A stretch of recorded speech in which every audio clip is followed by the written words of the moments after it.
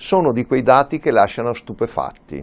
Il Veneto dà in solidarietà qualcosa come 3.400 euro pro capite, vecchi e bambini, all'anno a tutto il resto del paese. È quel famoso residuo fiscale che in totale fa, a seconda degli anni, 15, 16, 18 miliardi.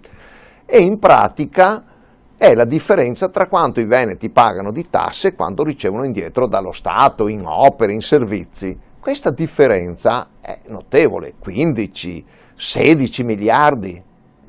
Mancano i soldi per la cassa integrazione. 1 miliardo a livello nazionale, si parla che il Veneto abbia bisogno di 90-100 milioni.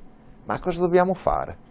Trascurare questa gente che ha questo problema, e una cosa sono 90-100 milioni e una cosa sono 15-16 miliardi, ripeto, all'anno.